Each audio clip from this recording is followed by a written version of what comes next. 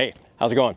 For this episode of Home Water Dispatch, I'm here in New Jersey at the Saltwater Expo. It's a giant consumer show where lots of people, thousands of people are in here buying tackle and rods and learning about fishing.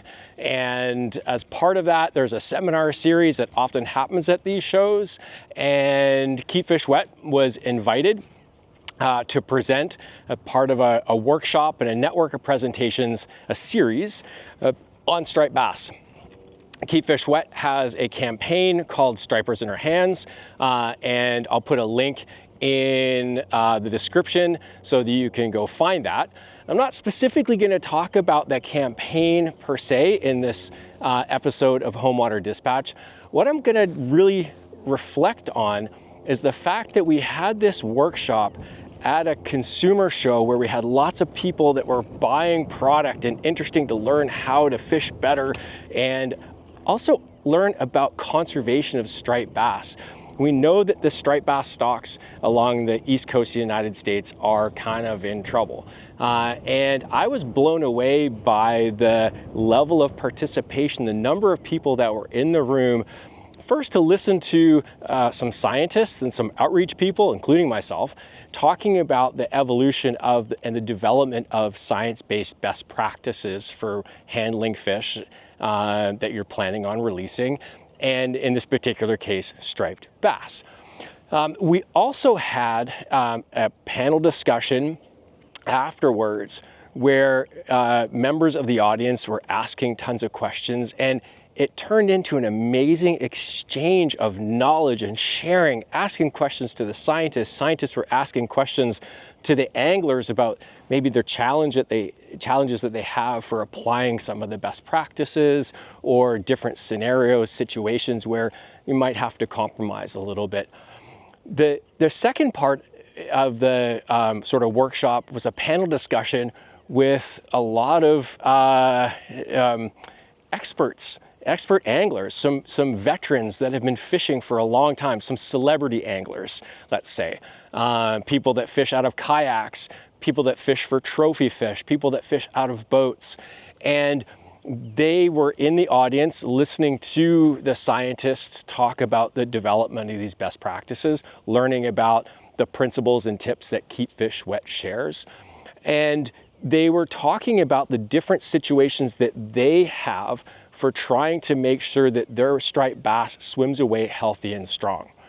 Why this is particularly important for striped bass is that many more striped bass are being released than are actually being kept. This goes back to the fact that the stocks are in trouble. There are regulations in place that limit the number of fish that you can keep, and also even something called a slot limit, the size range of fish that you can harvest. So it really means more and more striped bass are being caught, handled, and have to be released. And participation rates are through the roof. People love to fish for striped bass. It's one of the most popular species along the eastern seaboard. It's nutso, and people are fanatical. They're buying so many new rods and reels. It was crazy. But the sentiment that came out of these experts was this need for changing social norms. This didn't come necessarily from the scientists, and I do some social science, and Keep Fish Wet thinks about changing social norms. But this is when the people that have been involved in the fishery for a long time and have seen the changes are also calling for this need to change social norms. They're recognizing that many of the things that we're talking about can't be regulated. The agencies won't take it on because they're impossible to enforce. So there has to be this grassroots movement when it comes to the adoption, learning and adoption of these best practices, and making sure they're also science-based so that anglers can feel very comfortable and confident that if they're using these best practices, their striped bass is going to swim away in the best condition possible.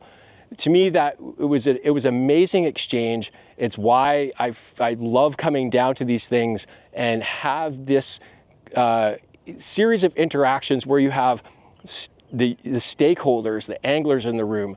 You have some government agencies were in the room.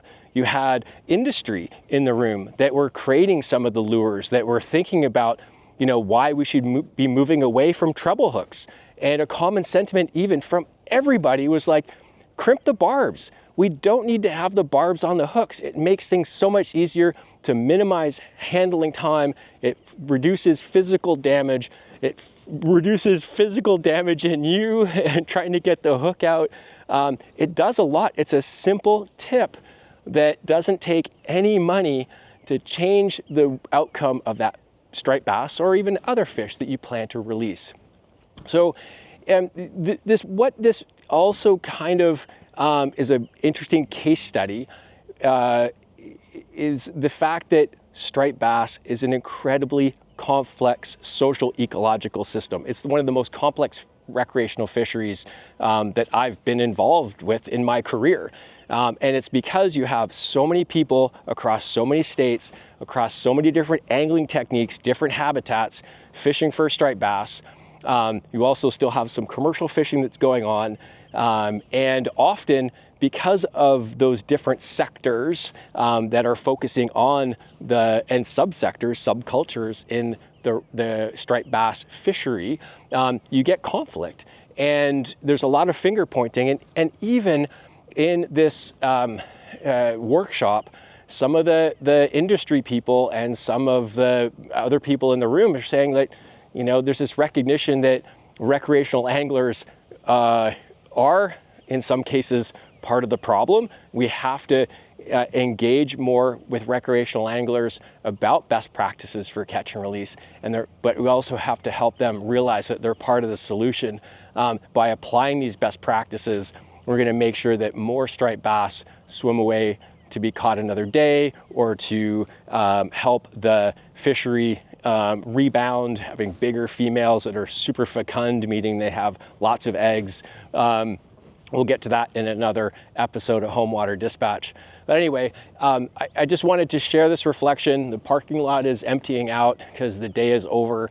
And it was really moving to think about how these conversations and increased awareness creates that advocacy and even some activism when it comes to people fighting for fish in their home waters, and also fighting for the fish that are in their home water. There's an interesting play on words there. So keep all this in mind, that it really takes lots of different groups coming together to have the discussions, to listen, to share. And at the end of the day, for complex fisheries like this, that, I think there is still a lot of room for the conveyance of these grassroots, the grassroots use of these best practices for catch and release, which is why Keep Fish Wet is so cool. I'm biased, of course, but it's science-based and it makes sense. The other thing is, because striped bass are a common pool resource, that we do still need regulations. And so wrapping this up, because this is a complex fishery, we do need top-down regulations. We do need grassroots.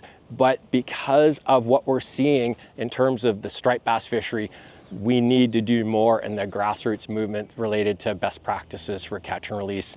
And I'm actually now contributing to Saltwater Sportsman, and I've got a conservation column, or I contribute fairly regularly there, I hope. And there's actually an article that I wrote about we need both top down and bottom up to make sure we're managing and conserving our recreational fisheries. So I said a lot. It's a little bit longer than my usual one, but this was, I just feel really good. It helps build, even though sometimes I get a little depressed about the fate of our recreational fisheries, after a workshop like this and discussions, I feel good again. I hope there are people that are walking out of this workshop ready to share to their fellow anglers and to be advocates and activists for the fish that they love in their home waters.